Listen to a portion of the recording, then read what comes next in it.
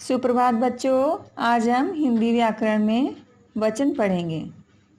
वचन शब्द के जिस रूप से संज्ञा एवं सर्वनाम के एक या एक से अधिक होने का बोध हो उसे वचन कहते हैं। वचन दो प्रकार के होते हैं, एक वचन, बहुवचन। एक वचन जिस संज्ञा अथवा सर्वनाम शब्द से किसी व्यक्ति, वस्तु या प्राणी की एक संख्या के होने का बोध हो उसे एक वचन कहते हैं। राम स्कूल गया था, घोड़ा दौड़ रहा है, मेज पर किताब रखी है। इन सभी वाक्यों में राम, घोड़ा और किताब संख्या में एक होने को दर्शा रहे हैं, अतः यह एक वचन है। बहुवचन जिन संज्ञा या सर्वनाम शब्दों से उनके एक से अधिक होने का बोध होता है वे बहुवचन कहलाते हैं। जैसे घोड़े दौड़ रहे हैं, मेज पर किताबें रखी हैं, आज दुकानें बंद हैं, छात्राएं पढ़ रही हैं। उपर्युक्त वाक्यों में घोड़े, किताबें, दुकानें और छात्राएं संख्या में एक से अधिक होने का बोध करा रही हैं, अतः ये बहुवचन हैं। वचन की पहचान। वचन की पहचान के दो नियम होते हैं, संज्ञा, सर्वनाम अथवा विशेषण शब्दों द्वारा वचन की पहचान। वाक्यों में प्रयुक्त संज्ञा, सर्वनाम तथा विशेषण शब्दों से एक वचन या बहुवचन शब्दों की पहचान होती है।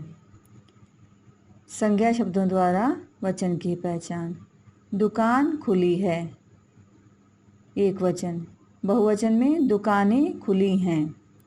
इसमें संज्ञा द्वारा हमें पता चल रहा है कि एक वचन में दुकान आएगा और बहुवचन में दुकानें, और है की जगह बहुवचन में है हो जाता है। सर्वनाम में मैं स्कूल जाऊंगा, एक वचन है और बहुवचन होगा हम स्कूल जाएंगे। विशेषण वह निर्धन है और बहुवचन में होगा वे सभी निर्धन हैं। क्रिया के द्वारा वचन की पहचान। जब वचन की पहचान संज्ञा, सर्वनाम तथा विशेषण शब्दों से ना हो पाए तब क्रिया के माध्यम से इसकी पहचान होती है। जैसे एक वचन खरगोश दौड़ रहा है और बहुवचन में खरगोश दौड़ रहे हैं। एक वचन में और बहुवचन में दोनों में खरगोश ही आया है। अब इसकी पहचान हम एक वचन की और बहुवचन की क्रिया द्वारा करेंगे। जैसे एक वचन में प्रयोग हुआ दौड़ रहा है और बहुवचन में दौड़ रहे हैं, जिससे कि हमें ये पता चल रहा है कि खरगोश दौड़ रहे हैं जो एक से अधिक हैं और बहुवचन हैं। शेर दहाड़ रहा है और बहुवचन में होगा शेर दहाड़ रहे हैं। यहाँ पे क्रिया में एक वचन में रहा है का प्रयोग हुआ है और बहुवचन में रहे हैं। चोर के पीछे सिपाही दौड़ पड़ा। दौड़ पड़ा क्रिया से एक वचन का पता चल रहा है और चोर के पीछे सिपाही दौड़ पड़े से बहुवचन का पता चल रहा है। कुछ शब्द हमेशा एक वचन में प्रयुक्त होते हैं, जैसे जनता, सत्य, आकाश, पानी, तेल, भीड़, बालू आदि। जनता दुर्घटना स्थल पर एकत्र हो गई। अब यहाँ पे कई बार कई बच्चे यहाँ पे जनता को बहुवचन लिख देते हैं, क्योंकि इससे उन्हें लगता है कि ज़्यादा लोग इकट्ठे होने से जनता में बहुवचन होगा, मगर यहाँ पे जनता हमेशा एक वचन में ही प्रयोग की जाती है। भीड़ तमाशा देखती रही, भीड़ भी एक वचन है। सत्य की जीत होती है, सत्य भी एक वचन रहेगा। कुछ शब्द हमेशा बहुवचन में प्रयुक्त होते हैं, जैसे आंसू, प्राण, हस्ताक्षर, समाचार, दर्शन, लोग, बाल आदि। उदाहरण के लिए, उसकी आँखों से आंसू बहने लगे। आंसू क्या है? हमेशा बहुवचन में आते हैं। उसके प्राण निकल गए। प्राण भी बहुवचन में आएंगे। अभी तक तुमने हस्ताक्षर नहीं किए हैं। हस्ताक्षर भी बहुवचन में ही रहते हैं। हम यह सभी समाचार पढ़ चुके हैं। समाचार भी हमेशा बहुवचन में ही आते हैं। एकवचन शब्दों का बहुवचन शब्दों के रूप में प्रयोग। आदरणीय व्यक्ति के लिए बहुवचन की क्रिया प्रयुक्त होती है। जैसे पिताजी जा रहे हैं।